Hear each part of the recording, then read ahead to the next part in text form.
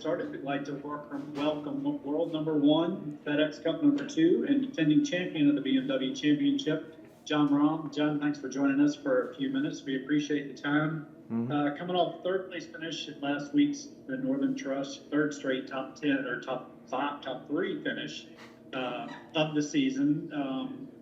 With that said, are you coming into the week feeling as strong and good as your results are indicating? Yeah, I am. Confident. To be fair, I'm still a little thinking about what I could have done better already yesterday, right? It's still very fresh, but, looking forward to this week, right? Heard great things about the golf course, and, I haven't been out there yet because I just got here, so I'm looking at the pictures I can see around me to see, and it looks like it's going to be a challenging one, a really fun one, so I'm excited to get out there and, hopefully make this my first PGA Tour defense. Okay, and you're making your fifth start here at the BMW Championship, and in addition to the win, you've had top 5 finishes in 2017 and 19 as well. Obviously, different courses, as you mentioned. Is there just a certain vibe that kind of takes you to the next level when you get to an event like the BMW Championship? Well, typically the venues we've played and the part of the country we play on is usually a type of golf that I like. Right, we're talking about tree line, we're talking bent grass, we're talking high rough, and ball striking, right? So I think that is what kind of resonates with me in this event, especially last year. Last year was the U.S. Open. Let's just be honest about that and be fair. That event was a U.S. Open with a 70-man field. So, definitely the type of golf I enjoy. So, looking forward to keep it going. Plus, it's the top 70 players, right? It's the week before East Lake, so I think we're all trying to get into form right before a very last big event, right? So it's definitely something that I have in mind, and like I said, I can't help to think that I hope I make this my first defense on the PGA Tour. Okay, well, with that said, we'll open up and take a few questions. We'll start with Steve DeMeglia with USA Today. Steve, go ahead. Jon, yesterday you said that you hadn't had time to digest it because you'd seen your son and he made you smile right away. But you had alluded to that you are still trying to get over it. What is that process like? How do you digest a tournament that you're coming off of so quickly going into the next tournament? Yeah, well, it's not digesting, it's learning from, right? Just think about it and analyze what I did, what my thought process was in each moment, and what I could have done better, and what I did really well, right? It's a bit of all those things. The one thing I can tell you is I think it's going to be very easy to think about 15, 16, and that tee shot on 15 and the chip shot on 16, but I'm going farther back, and if something like this ever were to happen again, I need to get the speed of the greens a little bit quicker and adjust a little bit quicker. It took me quite a while, and there was a lot of missed putts early on. I mean, the 4 birdies I made were literally tap-ins, all of them. Tap-ins or 2 putts. And which anything, right? I didn't really make anything outside 5 feet, and I think that was the biggest difference. I feel like I played better than my score was showing, and at the end, a couple of bad swings really cost me. But that is, really quickly in the moment. Probably today after I hit some shots and some balls out here when I get home, I'll think about it a little bit more. But and tomorrow, but still, haven't really done that much of that, simply because we had to get back, pack, sleep, travel. So I haven't really had time to think about it. But I'll go back on. I think there's a lot more positives to take than negatives. To be fair. It's a lot of good things that I did last week, and hopefully I can keep those going on. And again, what is life if not a process of learning from one's mistakes? And what are the key things you have to do to learn a course so quickly? Sorry, what? Somebody else's mic is going on. I can't hear you. What are the key things you have to do to learn a course that you've never seen? Oh, well, it's... Luckily for me, I'm not a person who has a strategy set before I tee off, right? I kind of get to the tee, see the pin position, how I'm feeling in the wind and everything, and then I make a strategy from there. So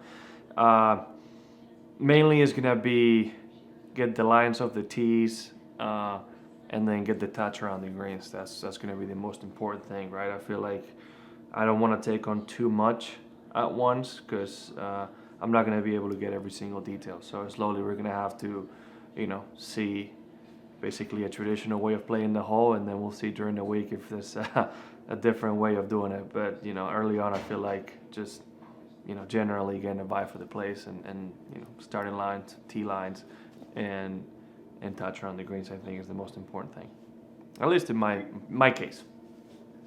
Thank you, sir.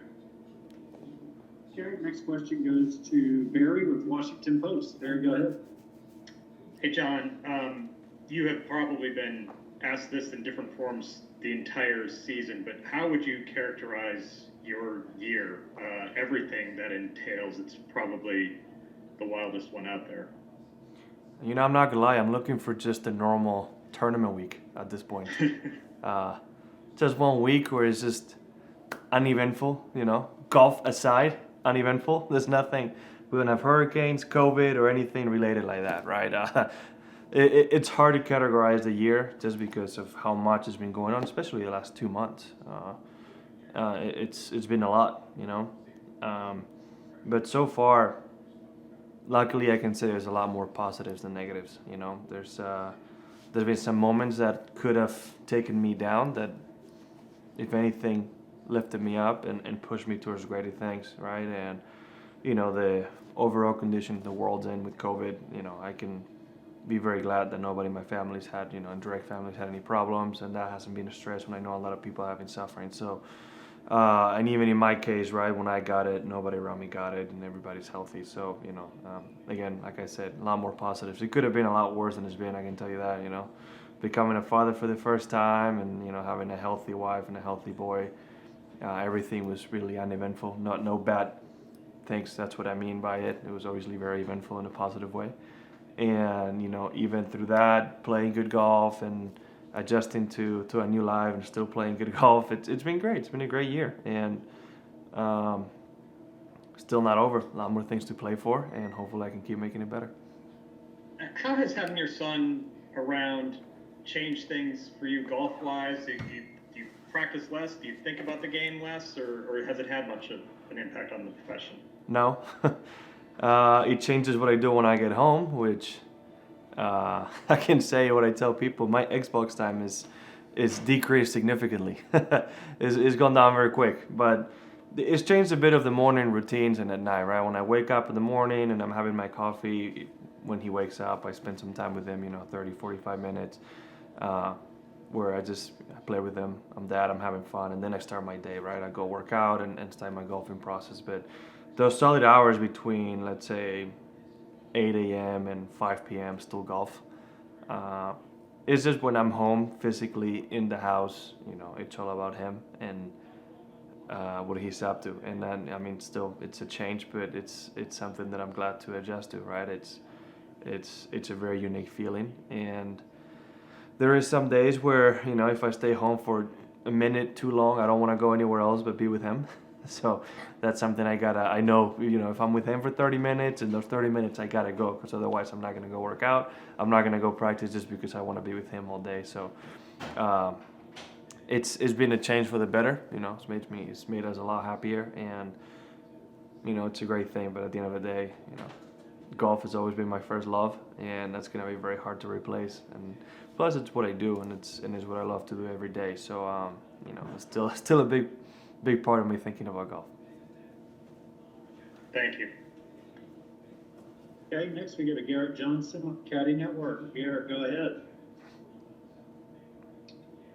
John, hey, I just had a quick question for you about your caddy, Adam Hayes. Mm-hmm. I think we're coming up on the 5th anniversary since you guys started working together at Napa in 2016, and I'm just curious, recently, how helpful has he been to you as you guys as a team, and just in general, what kind of caddy has he been for your career? Adam's amazing. I think what's made it work so well is that early on, the best way I can say it is we're both no BS guys, right? If you have something to tell me to my face, and it's reciprocal, right? So he will tell me if he has something to tell me, and I will tell him if I have something to tell him. And that's why things work. We're not going to shy out when something comes up. And I think that's really important in our case because we know, we both have each other's best interest at heart. And again, that's just made it work. I think the most important thing with him to understand is he wants to win as much as I want to win. And that's the beauty of it, right? When it's coming down the stretch, there's only been once, and we all know the moment, there's always been once where he actually disagreed with me, only once in 5 years. And when I'm known to be an aggressive player, and he's fed into that. I think the best example was when we won at Torrey Pines for the first time. I hit it on that right bunker on 13. It's not the easiest shot in the world, and we were 2 back at that point. Still very doable on the back nine. I'm playing good golf. And we have a little bit of a wait, and he tells me the number, and I look at him like, all right, I'm thinking about going for it, but, I'm standing there with him, and it's like, I ask him, hey, Adam, what do you think? It's like, dude, grab that 4-iron and aim right at the flagstick. And I'm like, perfect. That's all I need to know. That was only, I think, his 4th or 5th event with me, and he told me, right away, do that. And, it's one of those things that told me, okay, he's not kidding. He wants to win, and that's what we're there for, right? And, besides the obvious chemistry and friendship that we have, I think that honesty and willingness to win is what makes it work so well. And, well, we've made such a good team. Thanks so much, Jon. Mm-hmm. Okay, next up, we've got Jerry Coleman with 105.7 The Fan. Go ahead. Hey, Jon, welcome to Baltimore. You had mentioned that Thank you. the course is not only new to you, I'm going to presume the city might be new to you. Just getting in today, anything you want to check off your list, or is it all about golf? And also some thoughts about the course and getting out there for the first time, what that's like when you visit a venue and a town for the very first time. Well, to be honest, we do this so often, we kind of go on autopilot, to be fair. I mean, it's from the airport to the house or the hotel to the course, and that's about it, right? If we're not in the city, like close to the city, I'm sorry, I'm not going to do much, especially when we come in as late as we did today, because, showing up on a Tuesday midday, I'm barely going to practice. Tomorrow I have the Pro-Am, and once the tournament starts, it's about it. I'm not going to visit anything else. I'm hoping my good friend Michael Phelps tells me a couple things to do, because, being from here, he should know a few spots that we need to visit, but that's only if we have time and if the baby wants to cooperate. That's the most important part. It's not up to me anymore. But yeah, in this case, this time of year, I know nothing about Baltimore, so I'm sorry. And that's why I don't have anything on my list to check out. But I will talk to the people that I know that are from here, and they'll probably give me a few things to do. But for now, priority is the golf tournament. So, rest, recovery, stretching, workouts, and then practice takes a lot of time. So if we do have the time to do something else, I'll probably do it. And when it comes to Caves Valley, I mean, what do you know about it being recognized, around the world? It's a new venue, obviously, to you guys, but what about the reputation? If I'm honest, I know nothing about it. Zero. Absolute zero. And I should know more because my swing coach was, he was a golf instructor here for a while. He left in 2002, but he worked here. I should know more. My fault or his fault, whoever you want to blame. But I'm sure he's going to give me a lot of details when I see him today. But I really know nothing. For everybody I've asked that has played here has told me it's a great golf course. I know it's a big property, elevation changes, and that's about it. Between that and the pictures I'm looking at right now, it's all like I know about Caves Valley, and I can't wait to get out there based on what I hear. Okay, John, we have a couple more. We'll go to Brentley Romine with Golf Channel now. Brentley, go ahead. Hey, Jon, you were just talking about how you spoke to Michael Phelps. How often do you talk to him, and what's kind of the biggest thing that you've learned in your kind of relationship with him? He's a great guy, and he's gone through a lot, and as an athlete, he's somebody to look up to very easily, right? Because, when you're the greatest Olympian of all time, you definitely have a couple tricks up your sleeve, a couple good, good moments of wisdom in that sense. But you got to also understand golf and swimming are very different sports. and I'm not gonna disclose too much on when I ask him golf wise, but he has helped me a lot, you know, and he does text me every once in a while when I'm doing good or bad. The last thing we talked about is try to figure out to play in the Pro-Am together, and that's about it. But you know, he's been very open to my questions. Anytime I have a question about anything, he would respond. The one I can't talk about, or that I'm willing to talk about, was mainly when Kepa was born. He texted me right away because he was in Colorado when his first child was born, and he flew back for the delivery, and then 2 days later he had to leave back to keep training for the Olympics. And you know, he knows how hard it is to be there, and then right after that, gone. I have to go train, right, and not see them. And he did help me out with that. You know, that's not an easy feeling. It wasn't the easiest thing to do, even if it's the Masters. I really did not want to leave that room, but he helped me out with that. And you know, at the same time, he's a great friend. He's a great friend, great guy to be around.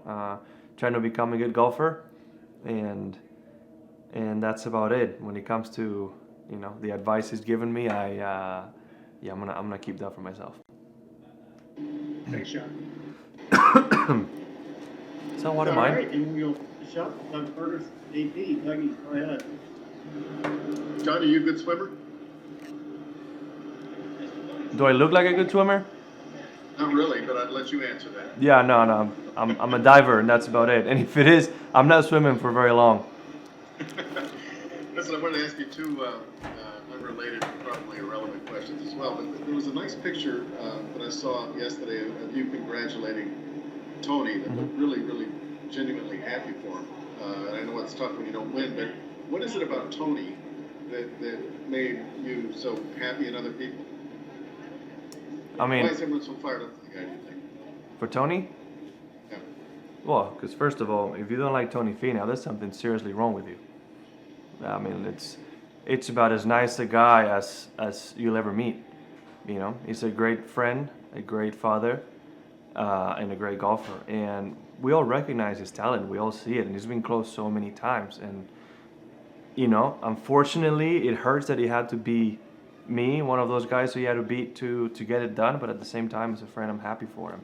Plus, I know he was wearing green again because it was his mom's favorite color. And if you ask him, I don't want to talk too much, but his latest daughter who was born, part of her name is related to his mom. And I was happy for him because I know that was something special. You know, I know what it is to win when something is that meaningful. There's something more special than just a tour win, and I know that's a big one for the Finau family. So as a friend, I was really happy, but I know there was something up above winning, you know, willing for him to win that helped him out. Nice, thanks. And then secondly, if we could just switch gears on a different cut for a second.